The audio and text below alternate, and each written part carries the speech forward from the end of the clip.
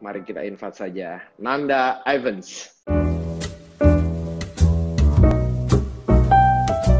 Hidup adalah bisnis kolaborasi dan berbagi. Saya Mr. Azwar dari Bila.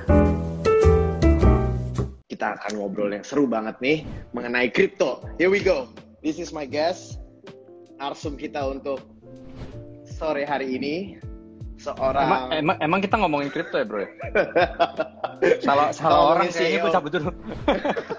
Kita ngobrolin CEO pertama nih Asia Pasifik, yang pernah disandang Bapak dulu waktu masih aktif di digital agency. Alhamdulillah. Sehat, bro? Keren. Sehat, alhamdulillah. Minggu lalu gue 2 kali olahraga di satu hari ya kan. Pagi-pagi main sepeda, terus lanjut tenis sama lo. Akhirnya kita bertemu di sini. Ada hasilnya juga ya main tenis kita ya. Gila ya. Kita dibohongin sama opa-opa lagi main tenis. Kalah pula. Sialan bener. Iya kan. Tapi kita mesti latihan lagi, Sob. Karena benar. itu paling kecil katanya kemungkinan efek untuk terkena virus. Oh ya? Katanya level 1. Oh gitu. Dibandingin lo main futsal, ya kan, main basket, lo kan like bener-bener impact fisik. Iya, deket-deketan banget kan? Ya. Iya, bener sih. Iya, kita jauh-jauhan kalau main tenis. Oke, sore hari ini gue buat intronya dulu ya. Jadi gue kemarin ketemu Nanda dan ternyata find out dia punya mainan baru. Karena teman gue ini memang sangat unik nih. Halo, ya. Karena memang Nanda ini yang gue tahu dari dulu nih sangat unik nih. Terakhir gue meeting sama dia di salah satu telecommunication company ya kan. Dia jadi consultant untuk board of directors. Dan sekarang dia punya mainan baru. Udah lama banget ya? Iya, udah lama banget. Nah, intinya adalah bahwa Nanda itu dia juga transform nih dari spesialis dia bisnis di agency digital yang berbau digital, dia sekarang akan pindah ke, menurut gue, the next big thing, business. Virtual financial institution. Financial lah. Virtual perbankan. Iya sih, next big thing sih. Iya bener sih. Iya, next kan? big thing sih, bro. Nah, kita mulai aja ya, Sob ya. Siap. Ngobrol santai. Apa yang berubah nih, Sob? Karena kita di era pandemi ini kan udah start dari bulan Maret ya. Maret, iya. 4 bulan. Apa yang berubah di rumah sama di kantor buat seorang Nanda? Kalau di kantor sih udah nggak ngantor ya, work from home ya. Kan benar-benar work from home 100% ya, di rumah ya, bersih-bersihnya lebih bersih daripada normal sih, lebih bersih daripada rumah sakit sih rumah gue. Jadi, gila ya? Jadi sampai terima delivery Gojek aja kita ada protokolnya, Wan. Iyalah. Iya. Pokoknya, sediain itu, wastafel di depan rumah. Enggak, ada kursi, deliverynya ditaruh di kursi, terus kita semprot, terus taruh di dapur, terus kita lapin dulu satu-satu, ya keluarin, lapin, plastiknya dibuang, ya kan. Terus packagingnya dibuang, baru transfer ke piring gitu. Tapi banyak yang ngetawain gue juga sih. Iya. Parno banget nih sih. Parno Pol. Tapi ya work from home jadinya lebih sibuk sih, Wan. Kalau menurut gue ya. Oke. Iya. Lebih sibuk. Banyak yang mengeluh hal yang sama karena bikin Zoom meeting sampai larut malam gitu kan. Betul, dan orang kan juga nggak ada excuse, sorry gue macet ya kan. Sekarang excuse-nya sorry gue di toilet gitu kan. Nggak jauh-jauh, atau sorry gue makan siang atau meeting run over, tapi ya nggak ada excuse sih jadinya kan. Jadi ya lebih sibuk. Alhamdulillah lebih sibuk. Tapi ya ada yang say hi sama lo tuh dari teman kita dari Bali tuh. Astrid. Iya. Lagi ngomongin tentang Bitcoin. Seru banget, kripto. Iya, ini masnya Astrid mana tuh, masnya Astrid tuh, Mas Oki tuh. Iya, lagi kerja lah. Iya, pasti. Nah, ngomongin tentang transformasi digital tadi ya kan, sebagai seorang ex mantan CEO se-Asia Pasifik, kira-kira Menurut lo di perkembangannya akan seperti apa nih Sob di new normal? Transformasi digital. Gue tuh dulu, ini gue mau cerita dikit aja ya. Gue dulu tuh gue sempet diketawain sama orang gitu, lo ngapain sih ngurusin digital gitu kan?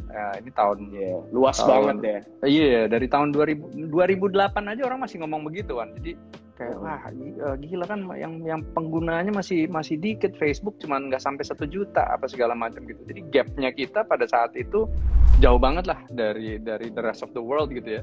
Nah sekarang karena pandemi ini kayaknya gapnya ini udah langsung begini nih Wan. Ya kan?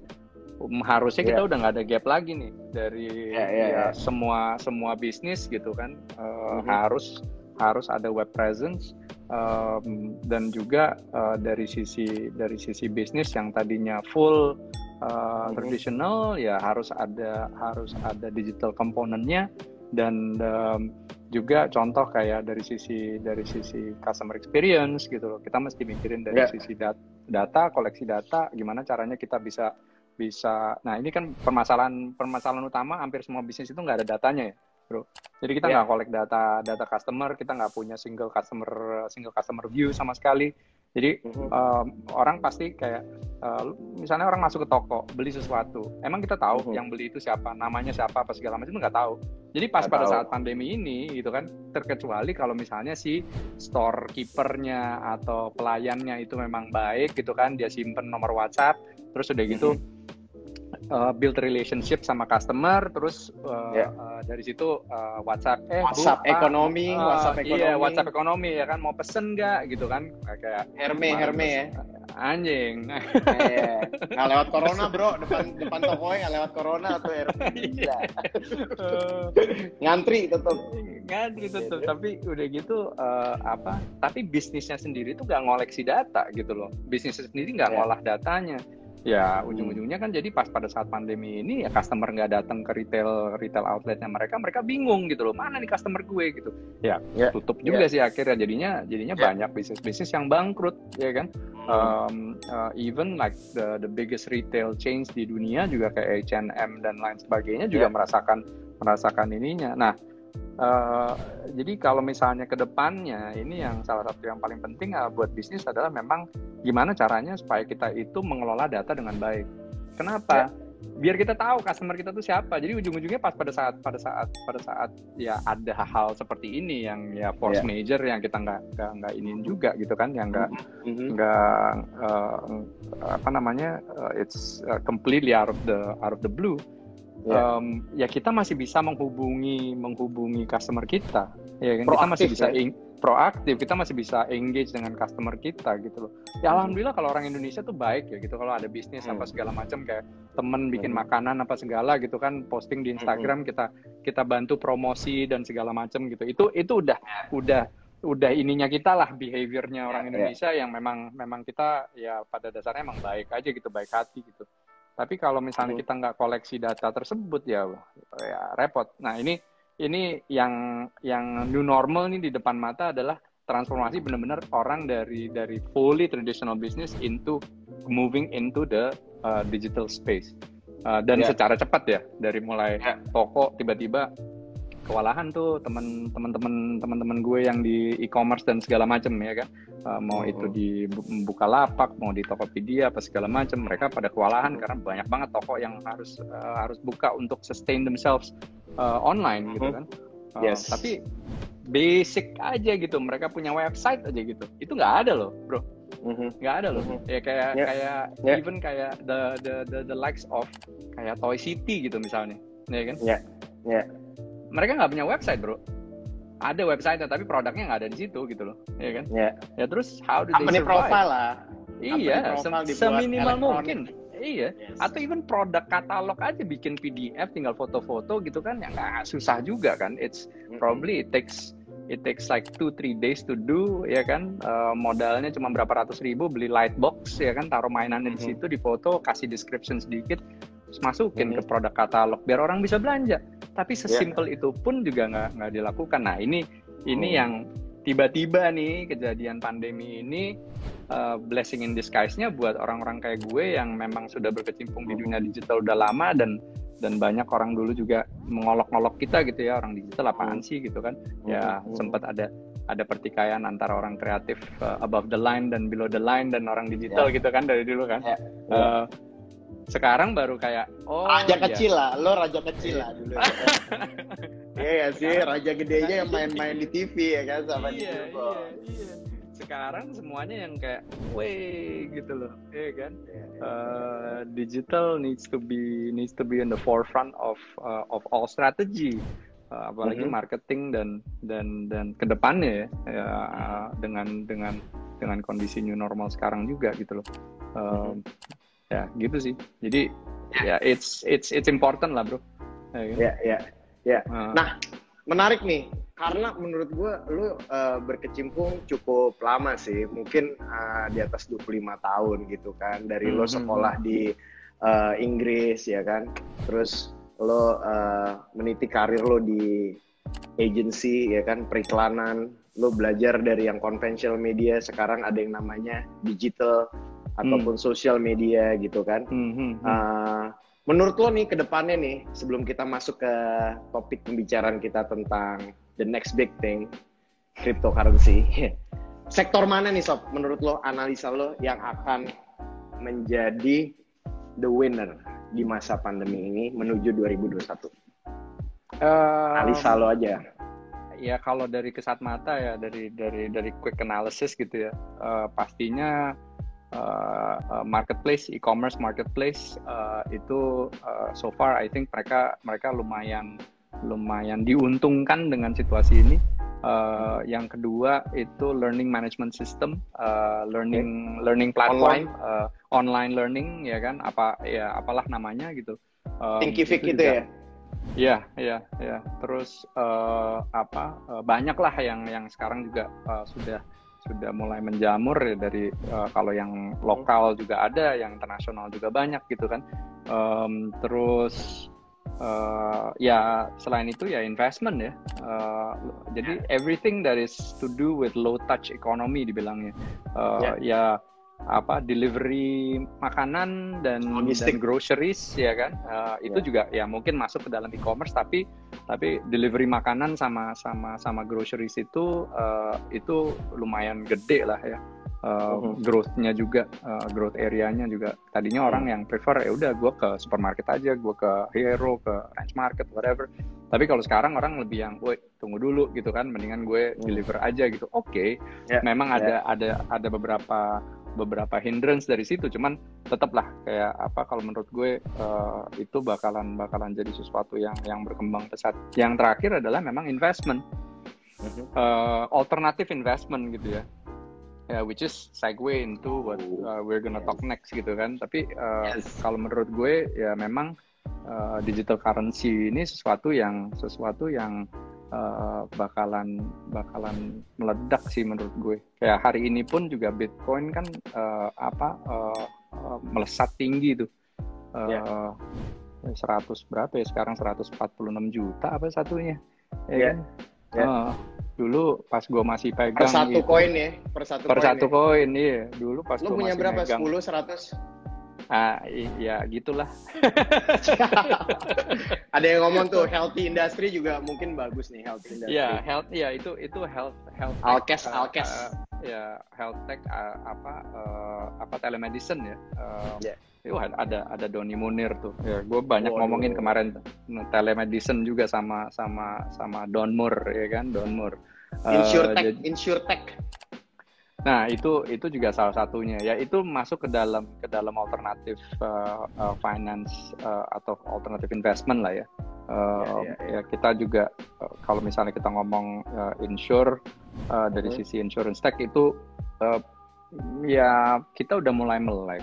Tapi unfortunately private insurance holder masih tetap rendah lah di Indonesia. Cuman let's see if we can move the needle a little bit.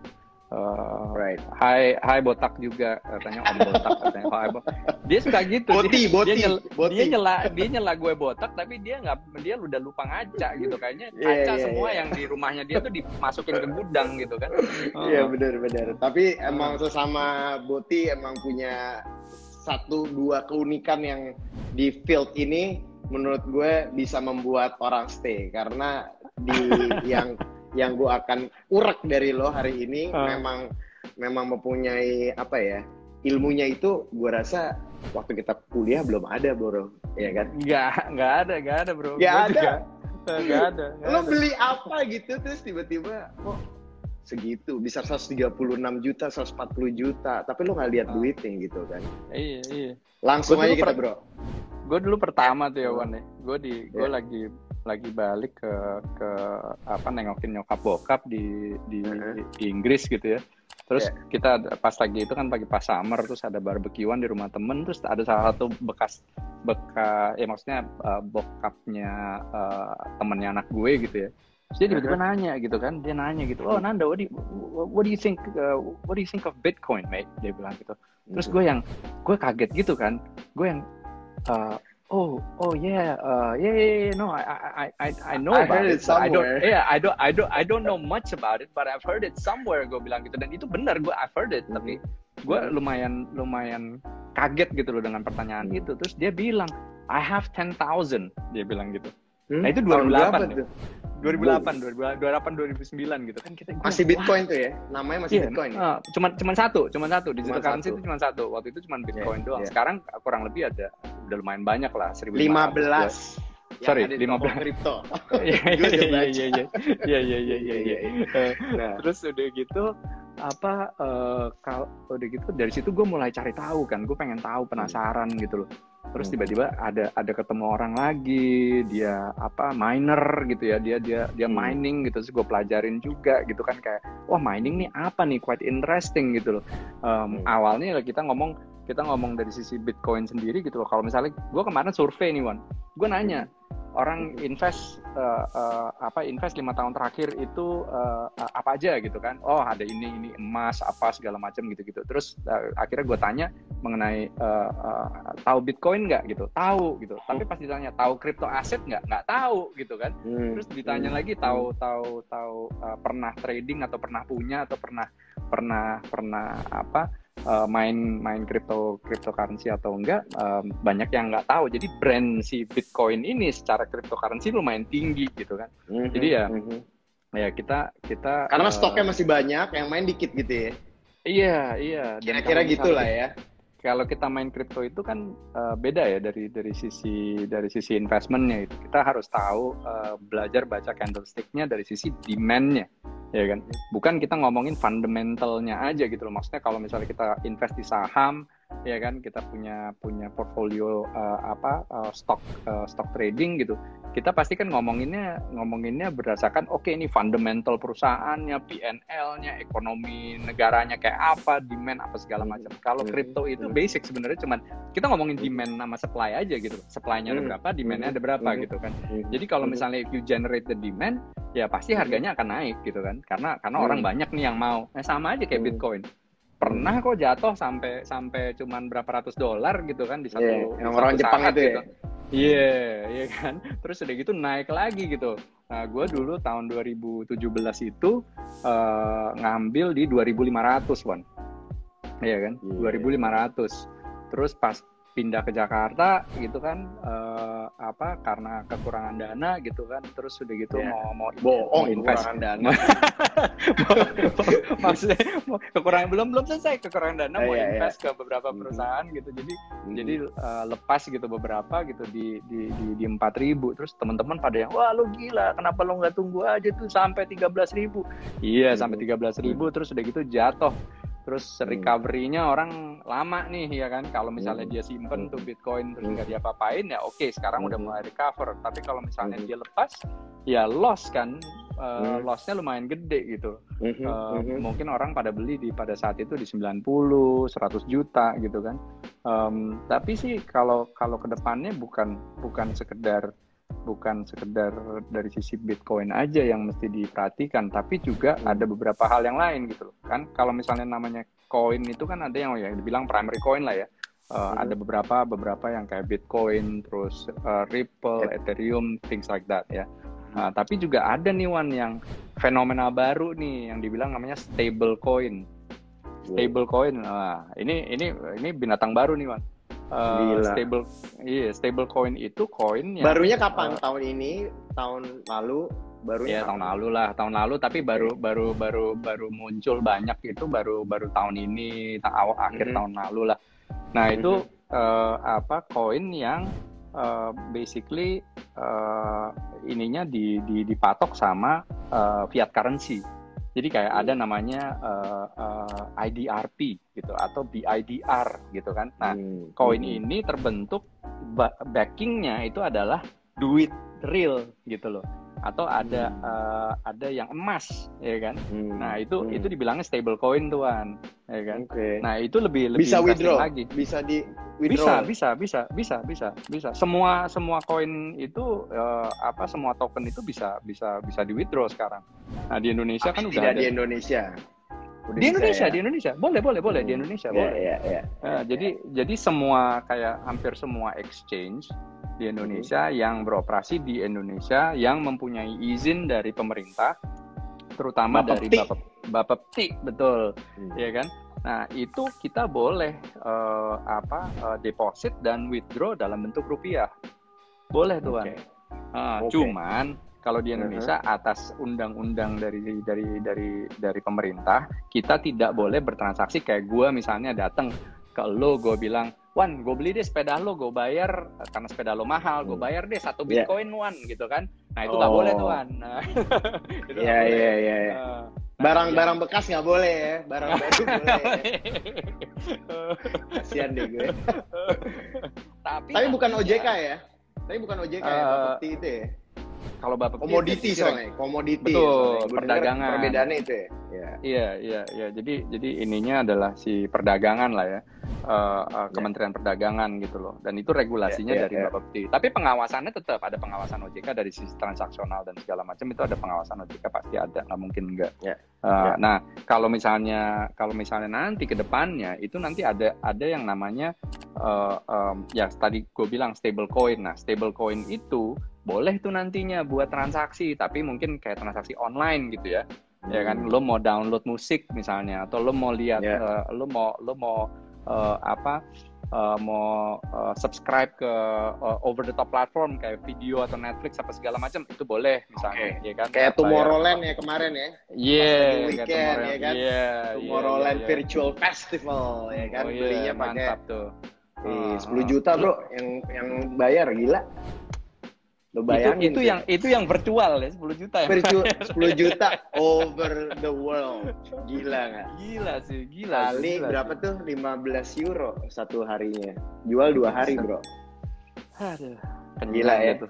Itu potensi lo tuh, dunia lo tuh tinggalkan untuk sebuah virtual digital currency. Lo apa yang membuat lo menoleh potensi di bisnis ini? Apa yang lo lihat dalam waktu 5 tahun ke depan? Gue pengen tahu. Kalau gue sih memang sekarang udah kita ngomong orang itu udah mungkin kalau bisa dibilang capek sih enggak ya, tapi orang itu kan udah ngelihat bahwa ada yang namanya Alia. Ada teman gue tuh. Oh, hai Alia. Oke. DeFi itu decentralized finance ya. Jadi itu mungkin kita udah bicara lebih lanjut lagi dari yang namanya centralized finance, which is banking. Contoh BI kayak ya, gini. BI lah. Iya. Nah, contoh kayak remittance aja. Kita ngomong remittance gitu. Kalau misalnya kita ngomong remittance itu kan, misalnya gua mau transfer duit ke lo nih Wan. Lo pakai BCA, gue pakai BCA, atau gue pakai bank lain gitu loh. Bank yang di tengah ini kan melakukan yang namanya remittance ya. Jadi kayak mereka menjadi kayak intermediary tapi dalam bentuk sebuah proses gitu loh. Nah, kalau di dunia kripto ini, sistemnya yang menggovern ini adalah blockchain. Ya kan? Blockchain itu basicnya adalah peer to peer. Lo directly ke gue, makanya nggak ada remittance proses yang ngejelimet gitu loh, ya kan? Gue nggak usah harus ada persetujuan OJK untuk transfer 500. Misalnya gue mau transfer 500 juta ke lo, gue nggak bakal ditanyain gitu loh sama OJK atau segala macam gitu kan. Jadi charge lah ya 750, 7.500 itu lah ya. 7.500 gitu kan. Nah itu memang ada, kalau misalnya si exchange kayak toko kripto itu kan membantu memfasilitasi doang. ya kan?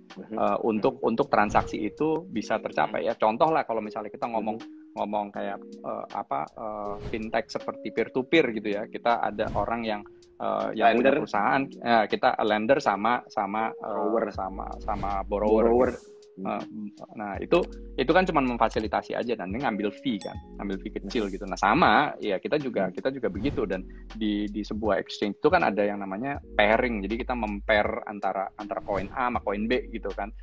Gue tukeran ya gitu loh. Jadi misalnya gue mau punya Bitcoin 1, gue mau tukeran sama 100.000 Ethereum misalnya 100.000 lagi, let's say 50 Ethereum gitu ya kan, tukeran gitu bisa kayak gitu. Tapi yang gue lihat dari sini adalah memang kedepannya digital currency is the future gitu. Jadi bukan it's not going to be duit 100.000 lagi Wan gitu loh, ya kan? Kita nggak usah megang nih duit 100.000 lagi gitu masuk ke dalam kantong kita kan. Kita juga sekarang udah mulai gitu loh. Saking hebohnya gue live sama lo, ada yang telepon gue gini, itu beneran ada teh. Sorry. Bener lagi. Tuh ada Aca juga tuh, sadis Nanda katanya. Oh sadap. Nah, terus Aca Prakasha Kasmir. Lanjut. Prakasha Kasmir. Jadi ya kalau misalnya dilihat dari potential of the future, ya gue juga sekarang lagi mikir untuk actually invest ke mata uang digital. Kalau sekarang kan gue bagian dari toko kripto, which is basically the exchange lah ya. Gue pun sekarang udah ngelirik BEJ lah ya. Iya kayak BEJ-nya gitu loh, iya kan. Nah sekarang gue udah ngelirik ke arah mata uangnya gitu loh bro. Dan mata uangnya ada 15 itu tadi ya, ada 15 ya, jenis. Itu yang cuman yang di toko kripto. Kalau di dunia itu ada 1.500 lebih Wan, ya kan. Wadah. Jadi itu yang melirik lo dari dunia digital. Iya, Bos. Gitu ya kan. Iya. Ujung-ujungnya ke sini gitu, kayak ibaratnya kayak holy grail gitu loh. Lo nyari the holy grail gitu kan. Apa sih ini di dunia digital nih apa gitu. Ya udah decentralized finance and digital currency gitu loh. Yang memang bisa memang bisa dipakai, punya benefitnya gitu, liquidity-nya itu tinggi dibilangnya. Kalau dulu kan orang sempat invest ya, even 2017 gitu, gue punya Bitcoin di Asia, liquidity-nya gue itu rendah bro, karena gue nggak bisa meliquidate aset gue kalau misalnya transaksinya, karena dibilang pada saat itu ya exchange aja masih di Amerika sama di Eropa doang, di Asia belum ada pada saat tahun 2017 gitu kan. Gue mau melikuidasi aset gue itu susahnya setengah mati gitu, kecuali ada orang yang datang ke gue ya kan, ketemu terus udah gitu lo mau beli aset gue nggak, oke udah nih gitu lah, kebetulan waktu itu ada gitu kan. Tapi kalau sekarang likuiditasnya itu udah tambah tinggi. Likuiditas tinggi berarti kan benefitnya ada kan Wan, ya nggak? Ya lo bisa pakai nih digital currency, bisa lo pakai cair. Iya. Dan netizen tuh cuan cair, semuanya pada mainnya di sini. Karena emang channel gue ini emang ngomongin tentang bisnis investasi, ya kan? Overproteksi gitu kan. Gue baru tahu soalnya lo baru ngomong sama gue men. Iya. Karena rada beda kan penampilan gue. Pakai jas ya kan. Jelly, rambut, pakai dasi hitam putih. Gue bingung tadi pas lo bilang lo pakai gel, gue pakai apa ya, minyak goreng Wan gitu kan. Iya. Juga gue. Iya. Jangan ngomong gitu dong, nanti ada Doni ketawa. Jadi menurut gue, lo berarti melirik sebuah pasar yang sangat powerful ya. Berarti kan tidak akan ada lagi di unbanked community, ya kan? Lo keluar negeri, lo nggak perlu lagi bawa US dollar karena lo ada di Eropa, lo punya euro, lo punya apalagi tuh, gitu kan? Jadi lo sekali tukerin koin lo bisa belanja mana aja gitu kan, tanpa perlu nuker-nukerin lagi gitu kan? Betul. Dan sekarang even udah ada credit card yang basisnya itu adalah kripto, Wan. Nah, lo udah masuk, lo mix alus tuh ya, masuk ke situ. Iya, udah ada tuh. Jadi itu tambah canggih juga tuh, kayak apa? Kedepannya juga kita bener-bener ya. Sekarang kayak misalnya lo lihat remittance yang dalam waktu 5 menit udah sampai ya kan? Belum mau transfer, misalnya lu mau transfer duit nih ke anak lo lagi sekolah di London atau di Amerika gitu, di Cina, lagi di Cina gitu. Nah, lo mau transfer duit ke dia gitu, lo mau transfer yuan gitu. Terus lo mau transfer instant transfer karena dia lagi stuck mau makan, duitnya dia habis misalnya, ya kan? Habis. Nah, makan gorengan misalnya, lagi, duit habis ya. Makan gorengan, iya. Nah, terus. lo kebayang nggak kalau misalnya lo harus transfer secara instan, ya kan? Kalau lo transfer via bank, lo tahu kan berapa lama kan, Wan? Bank wire segala macam. Iya, 3 sampai 5 hari, ya kan? Nah, sekarang udah ada aplikasi-aplikasi dan juga even bank ya udah mengemploy blockchain teknologi dan crypto ke digital currency untuk mempercepat itu transfer. Jadi bisa cuman dalam waktu 1-2 menit itu udah masuk, Wan.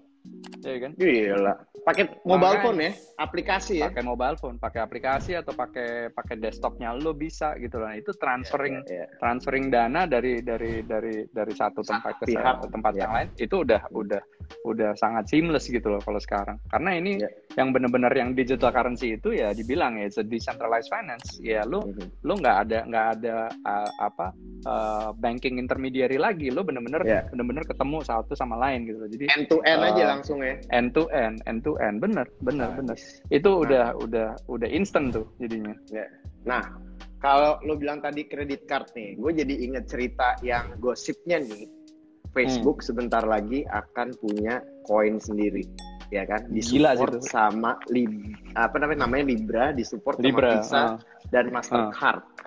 It will be the biggest bank in the universe, Facebook, ya kan? Pretty much, ya.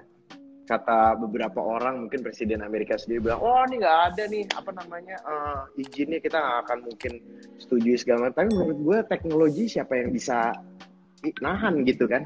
Perkembangannya begitu cepat. Nah, apa yang lo lihat dengan adanya Facebook, dengan ada satu koin lagi, terus lo sebagai pemain bursanya, ya kan? Gue bisa bilang pemain bursanya, ya kan? Iya. Apa yang lo bisa lihat sinergi ini gitu? Ya sekarang kalau misalnya let's say Facebook ngeluarin token sendiri namanya Libra, yang pengguna Facebook di dunia ini udah berapa? It's like 1 billion people plus, ya kan? Let's say gue nggak tahu ya statistiknya Facebook terakhir itu penggunanya berapa. Mungkin a few people on the audience bisa bantu nyariin juga gitu. Tapi imagine kalau misalnya dia bisa ngeluarin digital currency untuk semua transaksi yang mau dilakukan di Facebook dan Instagram. Mau itu lo belanja antara di dalam social commerce, ya kan? Misalnya ada lo jualan gear sepeda Versace lo di ini kan di Instagram lo misalnya, ya kan? Nah, gue tahu tuh Versace, yang mana ya Versace. Kita banget 90s kids kan. Terus udah gitu, lo mau transfer duitnya, tapi lo udah ada wallet yang ada di dalam Facebook atau Instagram saling membayar dengan Libra. Ya kan? Nah, lo lihat dari sisi scalability dari itu aja. Imagine kalau misalnya tiba-tiba there's 1 billion people di dalam the Facebook universe itu yang menggunakan currency itu. Itu kan gila, Wan. Kalau lo pikir ya, sampai megang pipi. Sama. Pindah.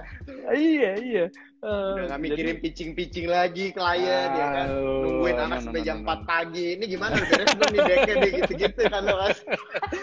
Aduh. Lu tinggal liatin aja di HP, ya kan? Oh, udah berapa nih sekarang transaksi 100.000. Oke, transaksi. Gue berapa ya? Cuan gue Iya. Udah gitu ya.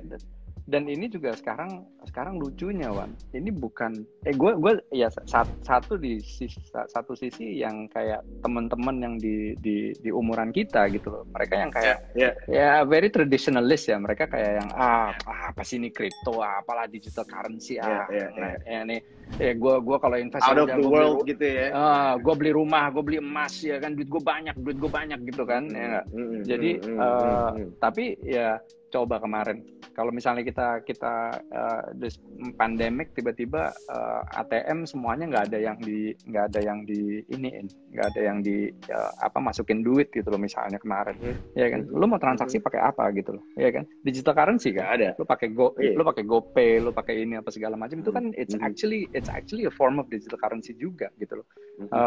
Nah, yang sekarang nih yang anak-anak muda nih di 20-an sampai 30-an early 30s gitu. Ini yang mereka yang kalau ditanya apakah mereka invest ke dalam dunia kripto apa enggak, boleh dibilang hampir semuanya yang inform ya, yang maksudnya yang university graduate atau lagi di universitas, mereka main, Wan. Mereka main. Gila, ya?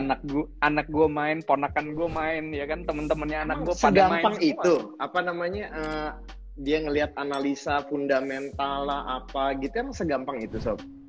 Nah itu dia, justru menurut gue jauh lebih gampang daripada investing in stocks and shares. Waduh, ya kan? Alicia nih kalau lihat nih langsung pindah nih kayak ini. Can I get a license from you to sell and trading? Of course. Apalagi orang-orang yang tangannya dingin, ya kan, ngerti baca candlestick ya, numbers ya, ada charts gitu segala macam. Itu kalau misalnya ada satu sahabatnya temen gue, sahabatnya anak gue, dia belajar 3 minggu lalu, men. Emangnya ini anak gila sih, anak ITB gitu. Umur. Wow, ITB-nya capek. Oh ya, umur 18 tahun, bro. Umur 18 tahun, ya kan? Gue yang awalnya ngajarin dia, seminggu lalu dia yang ngajarin gue, gila nggak lo? Lo ngajarin apa? Lo banyak yang ngajarin gue yang aneh-aneh juga. Enggak, gue nggak ngajarin yang aneh-aneh, Wan. Ini anak emang pintar gitu loh. Jadi dia belajar fundamentalnya, dia bilang ya ini nggak terlalu susah gitu. Dan dia awalnya itu dengan trading dia masukin itu cuman 50.000 perak.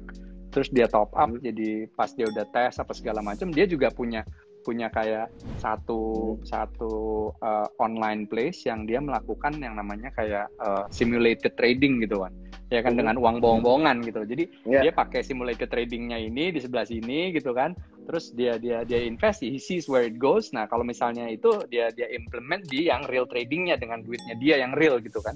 Nah itu di situ dia bisa make almost 5% per month, dia bilang average ya. Ya dia berapa trading volume-nya mungkin 2 juta 3 juta lah, ya kan, rupiah ya. Iya. Tapi he can make 5% per month. Terus waktu kemarin sempat dia dapat 13% di dalam 1 minggu. Pernah dia. Wow, 13% tuh kayaknya angka-angka orang-orang di aset management sama sekuritas tuh zaman dulu. Kamu masukin 10 juta, ya kan? Kamu akan saya kasih cashback nih 13. Iya. Dan itu boleh dibilang ya sekarang nih banyak nih anak-anak muda yang pengen mempelajari itu juga gitu kan. Nah, cuman kalau misalnya kita yang udah agak berumur, ya we need to keep up. Ya kan, kita jangan mau nih ketinggalan zaman sama anak-anak. Bukan masalah TikTokan doang, Wan, sekarang. Iya. Benar. Kalau TikTokan, kalau TikTok sih udah. Wah, iya. Enggak, kalau TikTokan lo sama gue masih bisa joget, Wan, ya nggak? Masih bisa TikTok lah kita ya. Masih bisa TikTok, ya kan. Tapi kalau misalnya soal kayak gini-gini nih, Wan, kita nggak boleh ketinggalan sama mereka, karena mereka ininya benar-benar serius gitu loh. Mereka punya pocket money, mereka simpen, mereka trading, ya kan. Nah, gue inget banget nih, lo bilang never stop learning, ya kan? When you stop learning, that's when you die. Ya kan? Nah, ini Alia nanya nih, mungkin dia salah satu financial advisor juga yang mau tahu lebih banyak tentang Bitcoin. 4 bulan ini Bitcoin naik, Mas, sudah 100%. Ya kan? Nah, di toko kripto ada lagi yang lebih gila, ya kan? Bulan depan ya mau launching yang baru ya? Minggu ini. Wow. Mesti ngajarin gue. Oh ya, kita set waktu panas dulu. Iya. Ya kan? Nah, ya kan? Jadi oke. Jadi sebagai salah satu bentuk investasi yang menarik nih, karena tadi naiknya 100% dari 4 bulan yang lalu gitu kan.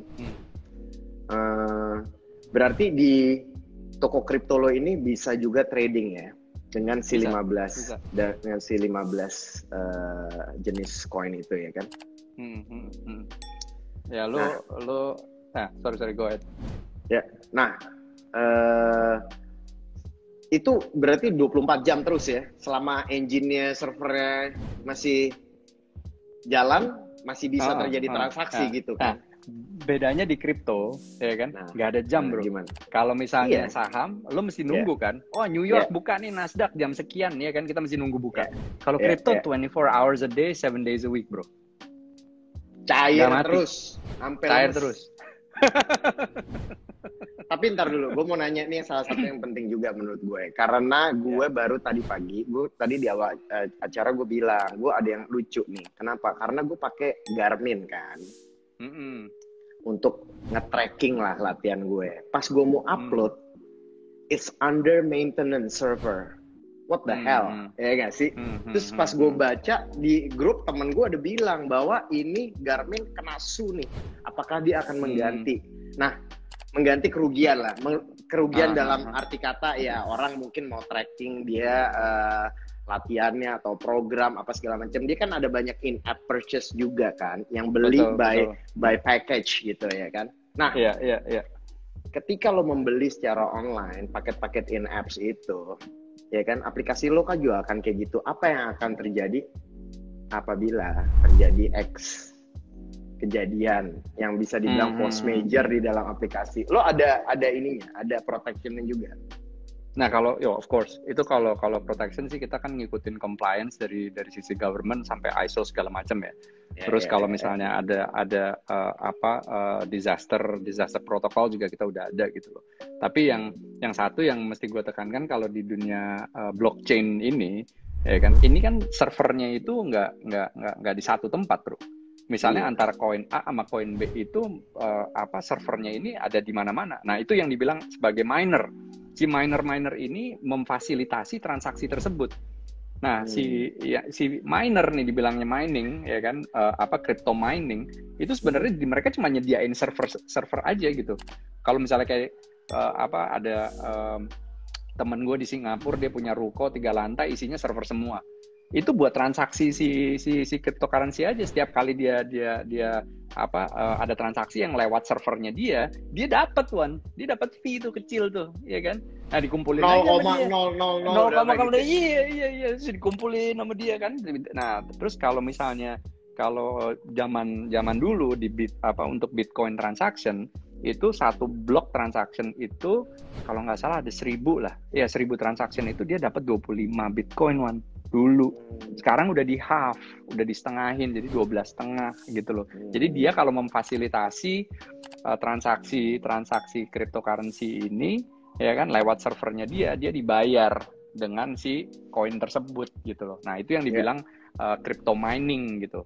Nah, ini yang dibilang decentralized finance, ini juga servernya juga decentralized Jadi kalau misalnya yang satu server misalnya si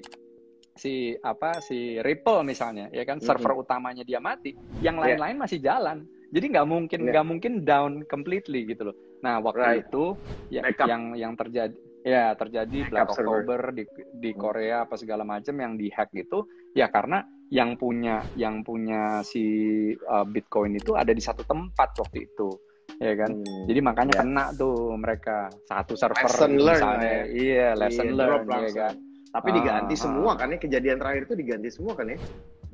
Tapi banyak yang missing sih bro, banyak yang missing sih. Nah kita juga kayak ada security report, kita itu setiap bulan itu dapat transaction report mengenai transaksi yang masuk ke exchange kita, apakah itu ilegal, apakah itu oke apa segala macam gitu loh. Nah itu kita dapat reportnya, karena kita harus laporan kan ke Bapepti, tiap bulan kita harus laporan bro. Kalau nggak laporan nanti kita disentil, ya kan? Kalau Dicukur disentil loh. aja sih nggak apa. Iya, kalau disentil aja nggak apa-apa. Kalau misalnya gue dibotakin, udah botak mah apalagi mau dibotakin, ya kan? Botak Nanti yang kayak Doni Munir gue. Iya bener. Botak yang kayak waktu lo diangkut ke Polda kalau berantem tawuran SMA ya kan, dipitak-pitak gitu.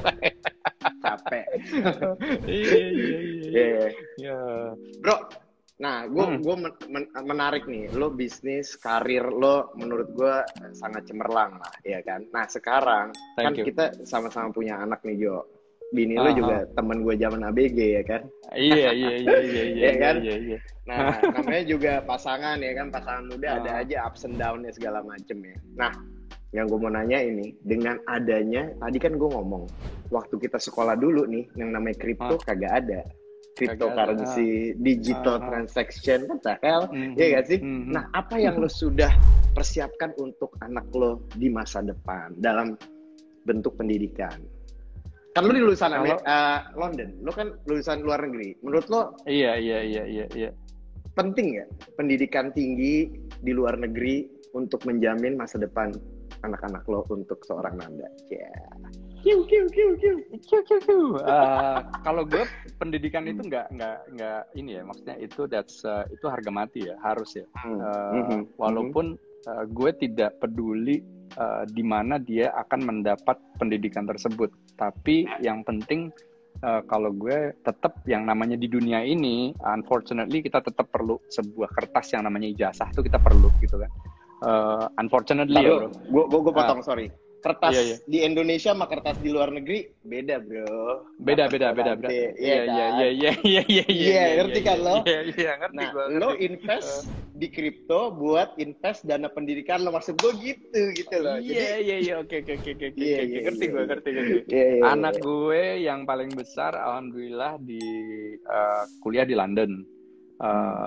Dan itu ya lumayan mahal lawan. Jadi alhamdulillah kita punya kesempatan untuk bisa waktu itu bisa ya nabung dan udah gitu kita bisa menyekolahkan dia di sana gitu. Tapi karena kemarin pandemi ini, jadi ya mau nggak mau kan kita ungsiin balik ke Indonesia dulu gitu. Jadi sekarang dia ngambil cuti dulu lah dari kuliahnya gitu loh, sampai ini udah selesai dan segala macam. Tapi kalau menurut gue ya yang namanya investment itu ya kita ada yang high risk, ada yang medium risk, ada yang low risk gitu loh. Kalau menurut gue dari sisi kripto itu memang kemarin nih ya banyak orang yang merasa mereka kehilangan banyak gitu loh di dalam kripto. Tapi kenapa? Karena mungkin pada saat itu mungkin terlalu early, Wan. Regulasinya belum clear, jelas, ya kan, dari belum jelas, dan juga likuiditasnya juga masih belum baik gitu loh ya. dan juga pengawasannya juga dari sisi regulator juga belum ada gitu loh. Solid ya, belum solid. Nah, cuman sekarang udah turning a new leaf gitu loh. Ini semuanya udah secara industri ini udah direcognize ya kan sama pemerintah, dan juga didukung sama pemerintah dalam macam-macam bentuk gitu ya. Jadi ini sesuatu yang pemerintah juga nggak bisa ignore ya kan. Akhirnya mereka bilang, oh ya, we have to do this gitu loh. Jadi they only need sometimes to learn about it. Iya. Sebenarnya I mean, you know, no matter how frustrated we get with our own government sometimes, you know, tapi ya banyak pemerintah lain yang lebih kacau lagi, Wan, gitu loh. Mau itu Cina, mau itu India gitu kan. India juga tiba-tiba ngeban kripto tiba-tiba gitu kan. Jadi kalau menurut gue investasi di kripto ini emang gue awalnya melakukan ini lumayan lebih dahulu lah dari teman-teman yang lain gitu loh. Gue inget si Parta, lo pasti tahu lah Parta di Bali gitu kan. Berapa tahun lalu, 3 tahun lalu gitu, ngobrol tuh gue macam-macam soal kripto. Dia mulai interested juga dengan kripto gitu kan. Nah, awalnya itu emang 3 tahun lalu lah, 2017, 2018 tuh awal-awal kripto bener-bener yang gitu loh di Indonesia, Wan. Ya kan? Dan orang yang riding the wave since then have been instant billionaires. Banyak banget, Wan. Banyak banget yang sudah menjadi instant billionaires gitu loh. Ya tadi Alia bilang gitu kan, dalam 4 bulan naik 100%, ya kan? Kalau misalnya 4 bulan yang lalu lo beli di 80-70 juta misalnya, ya kan? Sekarang lo udah double, man, ya kan? 100% dalam waktu 4 bulan. Ya, lo mau invest di mana lagi gitu loh. Oke, there is an element of high risk to it. Tapi kalau misalnya lo ngelihat dari ya ini kan sekarang udah ada segala macam teknologi yang mendukung trading, ya kan? Kita punya Bitcoin, kita bisa setting. Kalau harganya turun dari segini lo jual, ya kan? Bisa setting tuh. Cut loss, ya kan? Kalau misalnya misalnya harganya naik lewat ini lo beli lagi gitu kan. Jadi itu udah ada yang namanya bot trading gitu. Itu udah teknologi udah memungkinkan untuk kita tidak ngelihat screen seharian gitu loh, Wan. Ya kan? Crypto ada itu feature. Ada dong. Harus ada. Ya. Nah, cuman berarti ya itu tadi balik lagi ke pendidikan anak lo. Mungkin lo melihat yang tadi lo bilang nih kan sebagai apa ya, sesuatu yang akan menjadi fenomena baru. Karena di judul gue pun uang bukan segalanya. Makanya gue tulis Hello Crypto, karena lo punya tokonya gitu kan. Dan menurut gue karena lo seorang CMO-nya, which is akan menjadi ya founder atau co-founder lah ya misalnya ya. Atau mungkin ya lo bisa mewariskan ke anak lo kan. Kalau misalnya sekolahnya itu mempunyai apa ya major yang bisa mendukung untuk masuk ke sini, international business kayak atau law atau kalau Inggris kan bagus di law gitu juga selain dokter pastinya ya kan. Nah kalau anak gue ini sekarang ngambil business entrepreneurship. Cocok. Itu maksud gue. Iya, jadi lo investasi di kripto bisa bikin anak lo balik lagi sekolah di luar apa enggak gitu deh. Iya, exactly. Itu bener banget. Jadi ya apa gue emang itu keinginannya dia ya. Karena mungkin dia ngelihat gue sebagai seorang entrepreneur gitu kan. Gue punya bisnis ini, punya bisnis ini. Dia juga ngelihat bahwa well one day I wanna exercise that gitu loh. Ya kan, menjadi seorang entrepreneur mungkin ya kayak gue juga dulu kan kerja buat orang dulu ya kan, meniti karir gitu kan, sampai di saat tertentu di mana gue berani nyebur nih gitu kan. Nah, itu is a leap of faith ya. Gue inget gue ditarik dulu sama si Kevin Mintaraga. Kalau bukan karena Kevin ya mungkin gue nggak jadi entrepreneur lagi gitu loh. Dia yang narik gue tuh, ayo bro gitu kan. Oke Vin, gue nyebur deh gitu. Ya udah nyebur gitu kan, ngurusin orang kawin tuh ya. Oh iya, tapi sekarang dia udah jadi udah nggak ada yang kawin bro. Kawin cuma 20 orang, penghulu, keluarga bini, keluarga laki ya kan, mati nggak? Kawin sih zaman pandemi sering kali, nikah maksudnya. Oh iya. Langsung. Bro, oke. Jadi makin menarik nih. Semuanya ada banyak yang minta di save juga. Ini ada Ucup lagi tuh. Aduh, ada Ucup. Ayo Pak Ucup. Siap. Ini lagi interview apa namanya, the next CMO APAC kayaknya, Asia Pasifik ya kan. CEO-nya, foundernya orang Singapura, CMO-nya orang Indonesia ya kan. Nah, besok gue mau bridging buat besok nih sob. Besok gue akan interview teman gue, seorang entrepreneur juga. Dia punya bisnis yang menurut gue lumayan menggiurkan gitu ya kan. Bespoke cycling untuk chat yang bespoke lah, apa namanya, custom paint, ya kan. Nah, kedepannya itu lu bisa dong bayar kalau kayak orang jasa gitu dengan bit gitu bisa ya? Bisa. Koin-koin ya itu ya. Iya pasti. Ini sekarang juga udah mulai dites nih. Ada beberapa local merchant, local merchant dan local stable coin ya. Jadi kayak ada namanya IDRT. Itu udah mulai tuh ke musik ya kan, ke platform musik, platform video apa segala macam, itu udah mulai bisa transaksi pakai kripto gitu. Karena itu stable coin, bukan koin yang bukan koin yang up and down gitu ya. Itu stable coin, dibilang koinnya memang harganya nggak bakal naik jauh bro ya. Fix kan? Lah ya. Karena fix coin ya, it's not meant to be traded, it's meant to be used gitu loh ya kan, si stable coin ini. Jadi kalau misalnya itu sebagai sebuah digital currency itu udah akan mulai jalan tuh bentar lagi. Jadi udah makin banyak yang nonton nih. Iya, Pak Bobby Halo Komisi Pak Bobi. 1 ya kan. Mau lihat Mantap. nih dari mantap. Lihat toko kripto nih kayaknya the next big thing. Nah, jadi yang tadi lo bilang itu bahwa memang kedepannya akan sangat variatif ya. Jadi lo bisa exchange, lo bisa trading, lo bisa making transaction, ya kan? Lo bisa transfer juga, ya kan? Transfer gue kirim ke lo. Aduh, nih si Nanda apaan sih nih, gue utang ini gue lupa, gue transfer 1 poin deh gitu ya, bisa ya? Iya, bisa. Di dalam satu device, satu aplikasi ya? Betul.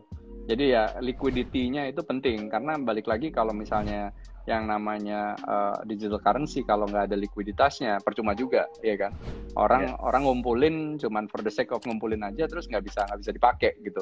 Kalau di Amerika, di Eropa itu kan udah ada ATM-nya, bro, ya kan? Lo bisa ada ATM card, lo bisa ngambil duit tapi ngambil kripto lo gitu loh ibaratnya, tapi keluarnya duit gitu kan. Di tap gitu, ada sensor ya, di tap gitu, terus lo ambil, lo masukin angkanya berapa terus ambil gitu. Enggak, itu ATM pakai kartu ATM. gitu. Jadi ada kartu ATM yang memang spesifik buat si kripto. Jadi udah ada mesin ATM-nya yang memang pas pada saat lo masukin, oh nih account lo udah berapa banyak gitu kan. Nah, nanti ke depannya bakalan lo punya mobile wallet-nya itu yang bisa lo pakai buat transaksi gitu. Nanti lo tinggal pilih, gue punya multiple coin di dalam crypto wallet lo gitu. Nah, itu udah gitu lo mau pakai buat bayar, misalnya lo mau bayar pergi ke Singapura bayar tiket gitu, lo tinggal pilih kripto lo yang mana gitu kan. Itu bisa booking.com apa. Betul. Itu bakal terjadi one day, very soon ya menurut gue. Ya kan. Sip. Oke. Nan, kita udah mesti berhenti dulu nih, tapi emang seru banget. Udah gue prediksi dari awal, sampai temen gue ada yang nelfon, gue bilang, man, gue lagi online, lagi live, lo masuk lagi ya kan? Itu bener Nanda. Oh iya, udah lo pokoknya langsung lihat aja. Sob, thank you banget. Sangat informatif. Thank you for having me. Karena menurut gue emang ini adalah sebuah fenomena baru yang udah semakin deket akan datang gitu kan di kehidupan kita sehari-hari. Dan thank you banget, udah hampir 1 jam. Buat yang terlewat dari awal, gue akan save live recordednya untuk pembicaraan mengenai kripto ini dengan Nanda. Thank you banget. Bisa langsung DM aja kali ya kalau misalnya ada yang mau nanya ya. Sekarang dia CEO-nya tokocrypto.com. Sukses, man. Untuk investasinya, menurut gue thank you. Fabulous. Thank you, bro. Jangan lupa tenis. Iya, minggu ini ya. Minggu ini. Oke, siap. Brother. Thank you, bro. Thank you. Yuk. Alright. Bye, guys. Waalaikumsalam. Guys, udah tinggal 1 menit 52 detik. Gue akan bikin summary-nya bahwa memang cryptocurrency untuk kedepannya akan sangat menjanjikan, dan juga tadi ada beberapa yang minta di save, gue akan save, dan besok gue akan ketemu lagi, gue akan ngobrol lagi sama temen gue yang mempunyai bisnis yang lumayan unik. Kita akan ketemu jam 5, kita akan ngobrolin tentang painkiller yang bikin ngiler. Oke, bersama Pandit. Thank you guys, see you tomorrow.